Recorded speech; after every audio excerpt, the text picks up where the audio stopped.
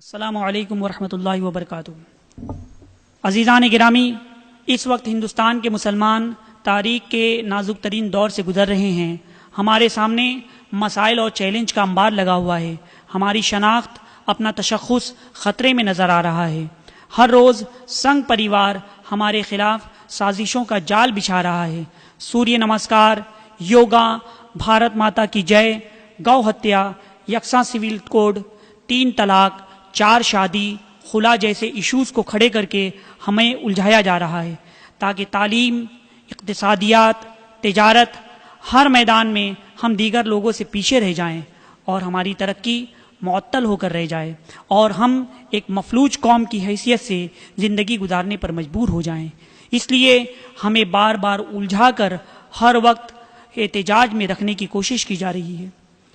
مسلم personal لا کے بارے میں آپ جانتے ہیں کہ یہ اسلام کے 10 آئلی قوانین ہیں: نکاح، طلاق، خلا، ہبہ، وقف وغیرہ۔ 1937 میں انگریزوں کے دور میں مسلمانوں نے جد و جہد کر کے انگریز حکومت سے یہ منظور کروایا تھا اور جسے شریعت ایکٹ کہا جاتا ہے، اور انگریز گورنمنٹ نے اسے منظور بھی کر لیا۔ اور انگریزوں کے دور اقتدار سے آج تک، یعنی دور غلامی میں اور آزادی کے بعد بھی، ملک میں عدالتیں مسلمانوں کا فیصلہ شریعت کے اصولوں کے مطابق کرتی چلی آ رہی ہے، مگر اب بی جے پی حکومت مسلم پرسنل لا کو ملک کی عدالتوں سے خارج کرنا چاہتی ہیں۔ یکساں سول کوڈ، یعنی ہر مذہب کے ماننے والوں کے لیے ایک قانون کا نعرہ لگا کر ہمیں شرعی قوانین سے محروم کرنا چاہتی ہے۔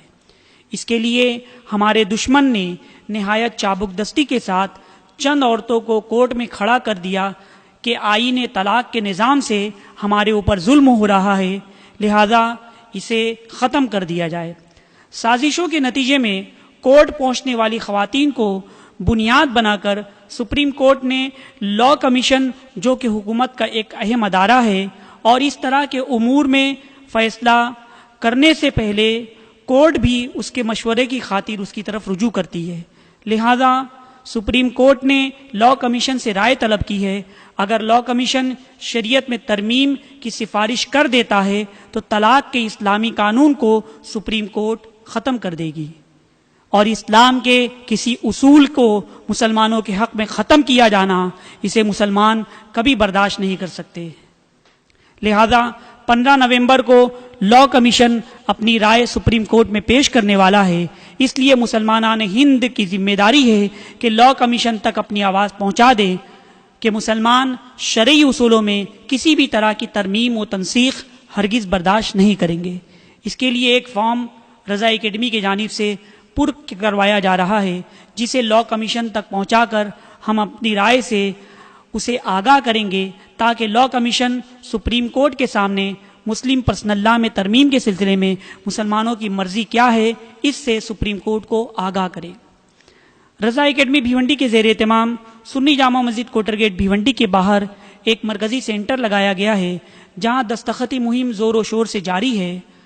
مسلمانوں کو چاہیے کہ وہ کروڑوں کی تعداد میں حسب ذیل فارم بھریں، دستخط کریں، اپنے اپنے شہروں اور اپنے اپنے محلوں میں بھی زیادہ سے زیادہ فارم بھر کر سنی جامع مسجد کوٹر گیٹ کے سینٹر پر جمع کرائیں، اور دوسرے شہر کے مسلمانوں سے بھی گزارش ہے کہ وہ بھی اپنے اپنے شہر میں، اپنے اپنے محلوں میں اس چیز کا اہتمام کریں اور فارم ضرور فل اپ کریں اور دستخط کر کے اپنا احتجاج درج کرائیں۔ اور اسلامی ماں بہنوں سے بھی گزارش ہے کہ وہ بھی اس دستخطی مہم میں بڑھ چڑھ کر حصہ لیں۔ اسلامی ماں بہنیں اپنے اسلاف کی تاریخ یاد کریں کہ اسلام کے نام پر قربانی دینے والی اور اسلام کے نام پر سب سے پہلے شہید ہونے والی وہ خاتون ہی تھی جنہوں نے اپنا خون دے کر اسلام کے پرچم کو سربلند کیا تھا۔ لہذا اسلامی ماں بہنیں اس دستخطی مہم میں بڑھ چڑھ کر حصہ لیں تاکہ 15 نومبر کو لا کمیشن کروڑوں دستخطوں کا عظیم مجموعہ لے کر سپریم کورٹ کے سامنے حاضر ہو کر سپریم کورٹ پر یہ ظاہر کر دے کہ ملک کے کروڑوں مسلمان اسلامی احکامات کے تحفظ کے لیے اپنی جان تک نچھاور کرنے کو تیار ہے۔ لہذا کورٹ شریعت میں ترمیم اور تبدیل کے عمل سے باز رہے۔ السلام علیکم ورحمۃ اللہ۔